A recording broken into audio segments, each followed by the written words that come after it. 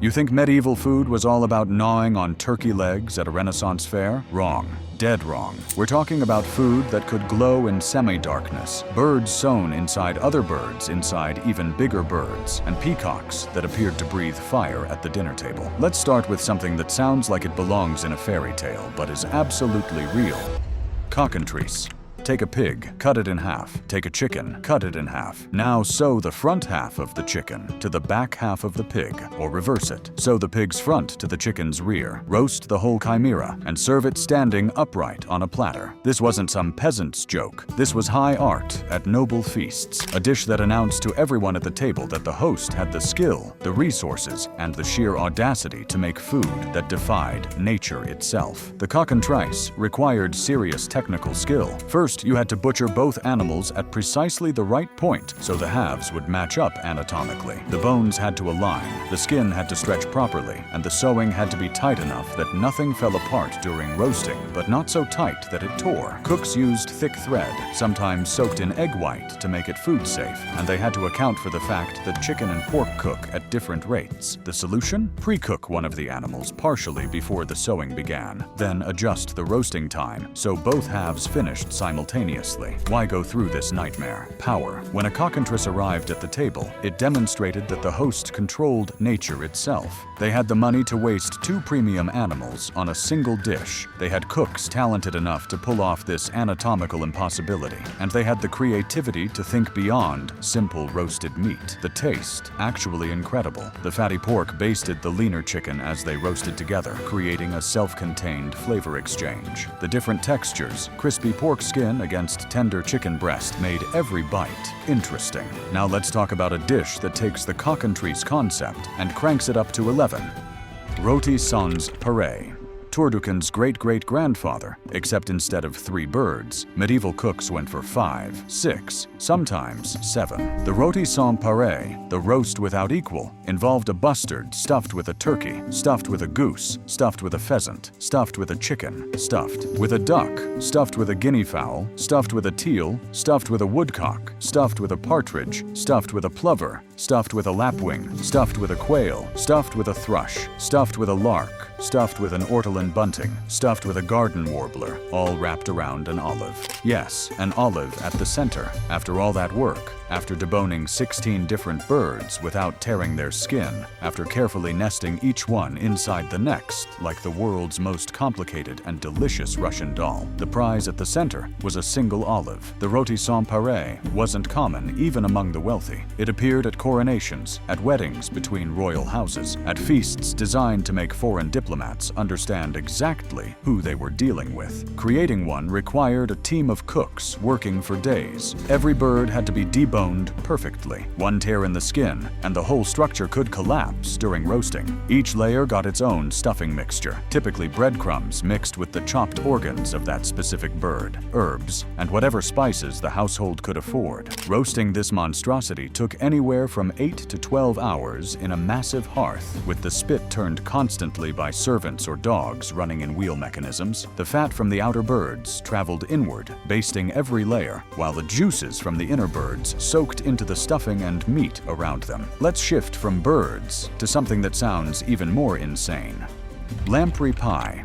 Lampreys are prehistoric, eel-like fish with circular mouths full of teeth. They latch onto other fish and drain their blood like aquatic vampires. They look like something from a nightmare, and medieval nobles couldn't get enough of them. King Henry IV of England died in 1135, allegedly from eating too many lampreys. His physicians had warned him against them. He'd been sick, but he loved lamprey pie so much that he ate it anyway and died shortly after. Did the lamprey pie actually kill him? Probably not directly, but the fact that everyone at the time believed it did, and yet nobles kept right on eating lamprey pie, tells you everything you need to know about medieval food culture. Status mattered more than safety. Lamprey pie required catching the lampreys during their spawning run upriver, keeping them alive in barrels of water, then preparing them in a specific way. First, you had to kill them by piercing their brain. Precisely. Do it wrong, and they'd thrash and damage their flesh. Then you boiled them in wine, mixed with their own blood, to create a rich, dark sauce. The lampreys were coiled into a pie crust with the sauce, along with spices like pepper, ginger, and galangal. The pie was baked until the crust turned golden, and the filling set into a savory, blood-enriched custard. The taste was intense, fishy but also metallic from the blood, with a texture somewhere between eel and liver. It was rich enough that even wealthy diners could only handle small portions. A single lamprey pie might cost the equivalent of $500 today, and that's before you account for medieval inflation and the actual scarcity of the fish. Now we need to talk about something where medieval cuisine crossed from cooking into alchemy: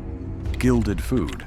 Wealthy hosts would cover the entire roasted peacocks, swans, and even boar heads in genuine gold leaf. Not gold-colored food dye, actual gold, hammered into sheets so thin you could see light through them, then carefully applied to the surface of cooked meat. Gold leaf was edible in the sense that it wouldn't poison you. It's chemically inert, which means it passes through your digestive system unchanged. Your body can't process it, can't extract any nutrition from it, can't even taste it. Eating gold was literally flushing money down the toilet, and that was precisely the point. When you served a gilded peacock, you were telling your guests, "I'm so wealthy that I can afford to have you defecate precious metal." The technique was tricky. Gold leaf is fragile. Breathe on it wrong, and it tears. Cooks had to apply it using egg white as an adhesive, painting the egg white onto specific areas of the roasted meat, then carefully laying the gold leaf on top and pressing it down with soft brushes. The meat had to be at the right temperature. Too hot, and the egg white cooked unevenly. Too cold, and it didn't adhere properly. For large birds like swans, the gilding process could take 2 or 3 hours and required the steadiest hands in the kitchen. How much? Gold prices fluctuated in medieval times, but enough gold leaf to cover a peacock might represent a week's wages for a master mason for a single dish. That appeared at one feast, among a dozen other dishes. The mathematics of medieval excess make modern luxury look restrained. Let's move to something that involved actual fire at the dinner table. Flaming peacock. Peacocks were prized at medieval feasts not for their meat, which is tough and gamey, but for their spectacular appearance. Cooks developed a technique where they'd roast the peacock, then carefully skin it, keeping the feathers intact. They'd reconstruct the bird on a platter with the roasted meat inside the original feathered skin, positioning it to look alive and majestic. But some cooks went further. They'd stuff the peacock's beak with camphor-soaked wool or cotton, then set it on fire just before serving. The camphor burned with a bright, dramatic flame, making the peacock appear to breathe fire as servants carried it through the feast hall. The flames wouldn't spread. Camphor burns hot but fast, and the beak was positioned away from the feathers, but the effect was pure spectacle. This required split-second timing. Light the camphor too early, and it burned out before the dish reached the table. Too late, and you were fumbling with flint and steel in front of important guests. Experienced cooks trained younger servants specifically for this task, creating specialists whose entire job was running alongside the peacock bearer with a lit taper, ready to ignite the camphor at precisely the right moment. The symbolism was multi-layered. Peacocks represented pride and immortality in medieval Christian thought. Having one breathe fire evoked both dragons, symbols of evil that knights conquered, and the divine presence of God, who appeared as flame in the Old Testament. And guests at these feasts would sometimes take oaths over the flaming peacock, vowing to accomplish great deeds, because the bird was considered so magnificent that oaths sworn in its presence carried extra weight. Now let's talk about a dish that pushed the boundaries of what qualified as food versus entertainment. Subtleties. These were elaborate sugar sculptures that depicted everything from castles to biblical scenes to portraits of the host. But calling them sculptures undersells what they actually were. Subtleties were edible architectural marvels made primarily from marzipan, sugar paste, and marchpane, a medieval almond-based confection that could be molded like clay and painted with food dyes. Creating a subtlety required skills that crossed cooking, sculpture, painting, and engineering. The sugarwork alone demanded precision that would challenge modern pastry chefs. Medieval cooks had to boil sugar to exact temperatures without thermometers, judging doneness by how the syrup behaved when dropped into cold water. Too soft, and the structure would collapse. Too hard, and it would shatter during transport. The most famous subtleties appeared at the coronation feast of Henry V in 1413. One depicted a pelican in her piety, a religious symbol where the mother pelican pierces her own breast to feed her young with her blood. The sculpture stood 3 feet tall, showed individual feathers, and had working parts that allowed the pelican to appear to move. These weren't just displayed, they were eaten. Guests would break off pieces of the subtlety throughout the feast, and the host considered it an honor when important guests consumed parts of particularly significant sculptures. Eating a piece of a subtlety that depicted your liege lord was a way of literally consuming the symbolism of loyalty. The cost was brutal. Sugar in medieval England cost roughly 50 times what it costs today, adjusted for wages. A single elaborate subtlety might require 20 pounds of sugar, plus almonds, eggs, and the labor of skilled craftsmen working for days. You're looking at the equivalent of $15,000 for a single edible sculpture, and a major feast might feature 6 or 7 of them. Here's something that sounds like a practical joke, but was served at serious feasts. Blackbird pie. You know the nursery rhyme, "Sing a song of sixpence," with the line, 4 and 20 blackbirds baked in a pie. That was real, sort of. Medieval cooks created pies with a bottom crust only, filled them with live birds, then covered them with a removable pastry lid. When the host cut into the pie at the table, the birds flew out, creating chaos and delight. The trick was keeping the birds alive and relatively calm until the moment of release. Cooks would construct the pie shell, bake it empty, then carefully introduce the birds through a hole in the bottom crust right before serving. The pie shell acted as a temporary cage. Some recipes called for small holes in the top crust for air. Others suggested a completely removable lid. This required perfect timing and coordination. The birds had to be small enough to fit. Blackbirds, starlings, and sparrows were common, but active enough to create a spectacle when released. They couldn't be in the pie so long that they suffocated or overheated, and someone had to carry this living, shifting, chirping container through the feast hall without alerting the guests to what was about to happen. But some versions were even more elaborate. Cooks would include other surprises: frogs that hopped out, rabbits that ran across the table, even small dogs. One recipe describes a pie that released birds from one side and frogs from the other simultaneously. The goal was surprise layered on surprise, each reveal more absurd than the last. Let's discuss something that involved actual medieval food science. Blancmange.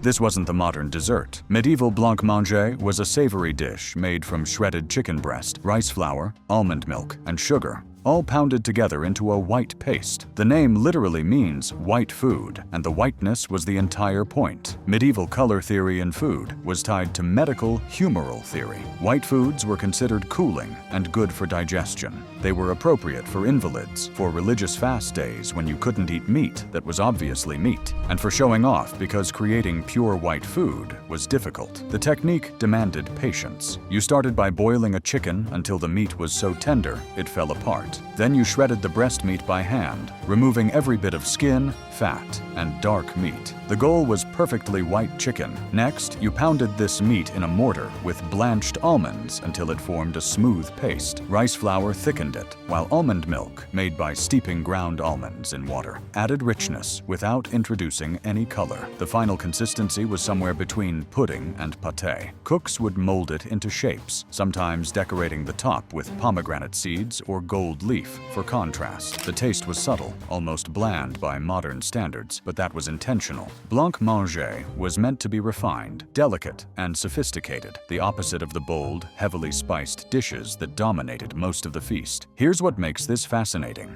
Blancmange was one of the few medieval dishes that crossed all social classes. The cost varied wildly. A noble's blancmange, made with fine white sugar and Mediterranean almonds, might cost a day's wages for a laborer. A peasant's version, made with local chicken and ground barley, might cost a few pennies. Now for something that pushed both taste and technique to their limits.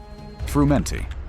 This was a porridge made from wheat berries boiled in almond milk, then enriched with eggs and colored with saffron. Sounds simple. It wasn't. Frumenti was the side dish that accompanied nearly every major meat course at medieval feasts, and getting it right separated competent cooks from masters. The wheat had to be cracked wheat or whole wheat berries, soaked overnight, then boiled for hours until they burst and released their starch. This created a creamy base. Meanwhile, you made almond milk by grinding blanched almonds with water, then straining out the solids. The almond milk got stirred into the wheat along with beaten egg yolks, creating a rich, custard-like consistency. Then came the saffron. Saffron in medieval times cost more per ounce than gold. It took 70,000 crocus flowers to produce 1 pound of saffron threads. A single serving of properly saffron-colored frumenti might contain saffron worth a week's wages, and you needed enough to turn the entire dish a deep golden yellow. Because pale frumenti was an insult, it suggested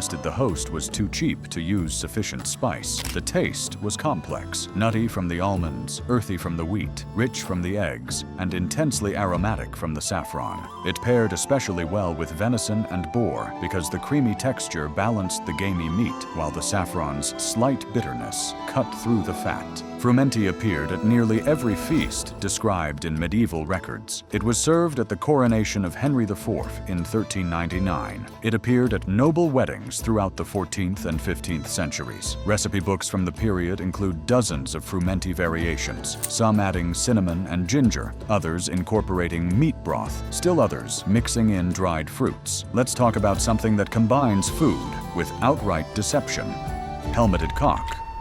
Take a rooster, kill it, pluck it, but leave the head and feet completely intact with all their feathers and scales. Now roast the body while protecting the head and feet with wet cloths so they don't burn. Once cooked, you had a roasted chicken that appeared to still be alive from the neck up and legs down. But cooks took this further. They'd construct tiny helmets from pastry or thin metal, painted in the colors of their lord's coat of arms. These helmets got placed on the rooster's head. Sometimes they'd attach a small lance to one of the feet, creating the illusion of a warrior rooster ready for battle. The dish would be presented standing upright on a platter, propped up with skewers hidden under decorative garnishes. The helmeted cock served multiple purposes. It was entertainment. Guests would laugh at the absurdity of an armored chicken. It was propaganda. The colors on the helmet promoted the host's allegiance and status, and it was technically impressive because keeping the head and feet intact and presentable while roasting the body required serious skill.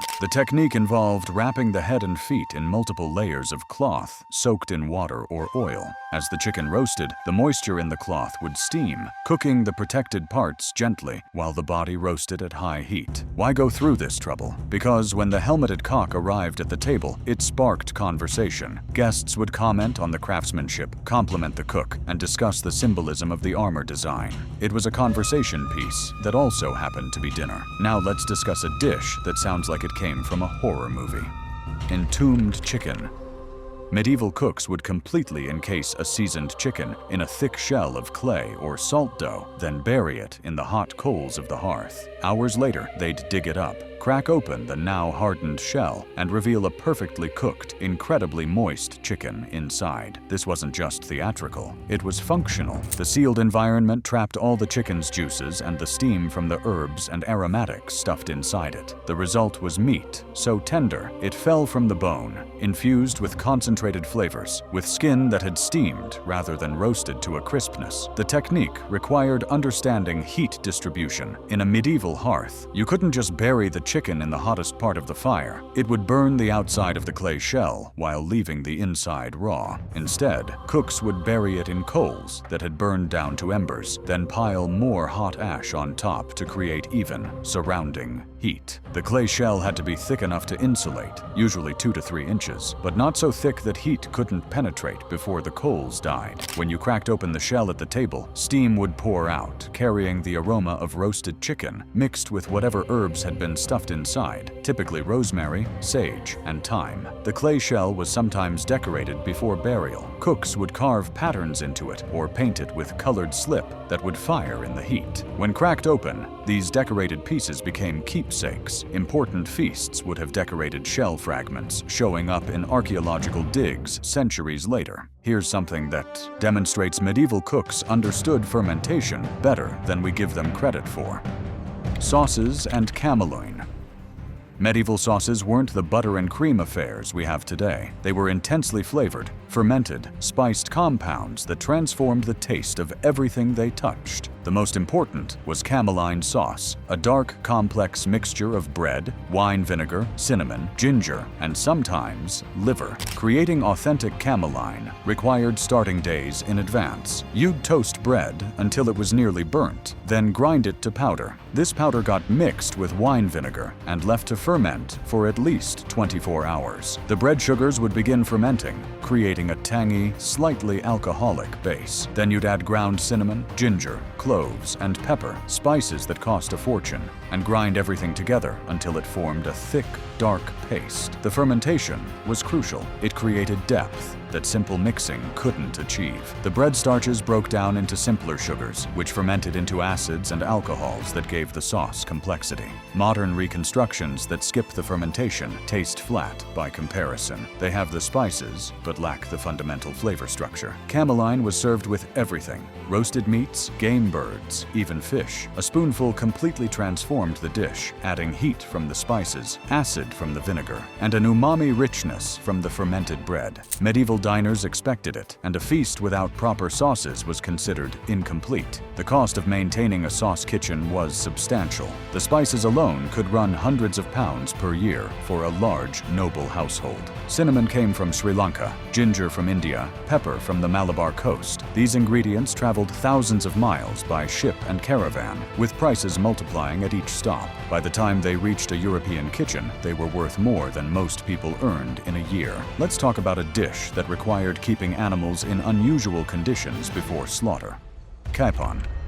A capon wasn't just a rooster, it was a castrated rooster, and the castration created meat that was significantly more tender and fatty than normal chicken. Medieval farmers developed precise techniques for this, and wealthy households would keep capons specially fattened for months before important feasts. The castration happened when the rooster was young, usually around 3 months old. This stopped testosterone production, which prevented the development of tough muscle fibers. The capon would then be fattened on a diet of milk-soaked bread, grains, and sometimes even wine. This wasn't just feeding, it was force feeding, with farmers literally hand-feeding birds multiple times per day to pack on weight. A properly fattened capon could weigh twice as much as a regular rooster, with meat so tender you could cut it with a spoon. The fat content was high enough that capons roasted in their own drippings without needing additional basting. The flavor was richer, more savory, without the slight gamey taste that roosters could have. Preparing a capon for the table involved elaborate seasoning. Cooks would rub them with expensive spice mixtures days before roasting, allowing the flavors to penetrate the meat. The cost reflected the labor involved. Raising a capon took 6 to 9 months of intensive feeding. The grain and milk required could feed several people, plus the initial cost of the rooster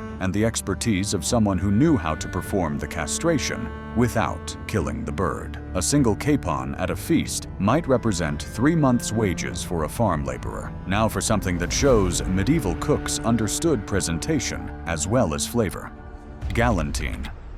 This was a complex preparation where meat, typically chicken, fish, or veal, was boned, pounded flat, spread with a forcemeat filling, rolled up, tied, poached in stock, then left to cool in its own aspic. When sliced, each piece revealed a spiral pattern of meat and filling. The technique was demanding. First, you had to bone the meat completely without tearing the flesh. Easier said than done with medieval knives. Then you'd pound it to even thickness, which required strength and precision, because too much force would create holes. The forcemeat filling typically combined ground meat, breadcrumbs, eggs, and spices, all pounded together in a mortar until smooth. Rolling the galantine was an art. You had to pull it tight enough that the spiral would be distinct when sliced, but not so tight that the filling squeezed out the ends. Tying it required multiple loops of string at regular intervals. Then came poaching, lowering the rolled meat into barely simmering stock and maintaining that gentle heat for an hour or more. Too hot, and the proteins would seize, squeezing out moisture. Too cool, and the meat wouldn't cook through.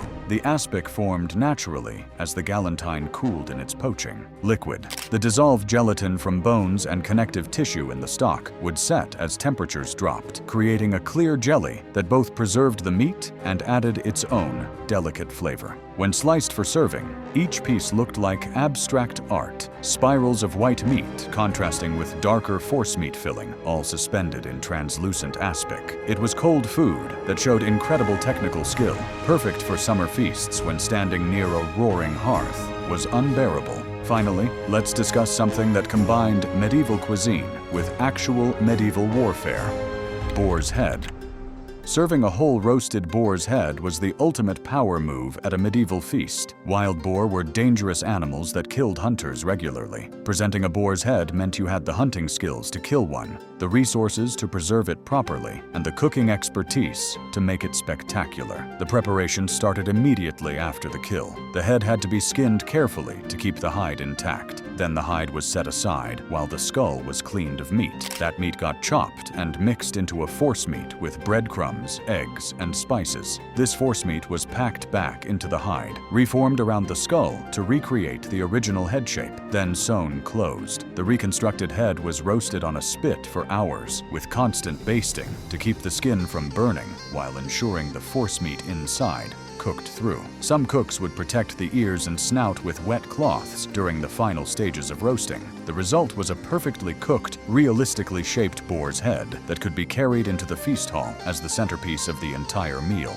But the presentation went further. Cooks would place an apple or lemon in the boar's mouth, polish the tusks until they gleamed, and sometimes paint the head with saffron water to give it a golden sheen. The most elaborate versions had rosemary sprigs arranged like a crown, and servants would process through the hall, carrying the boar's head on a special platter while musicians played. The Boar's Head Carol, still sung today, originated from this tradition. The song celebrated the serving of the boar's head and described it as a triumph over winter and hardship. Guests would join in the singing as the dish arrived, turning dinner service into a participatory performance. These 15 dishes represent something modern cuisine has lost: the idea that food could be art, theater, chemistry, and social commentary all at once. Medieval cooks worked with primitive tools and impossible constraints, yet they created culinary experiences so complex and spectacular that we're still talking about them 700 years later. Maybe it's time we brought some of that audacity back to the table.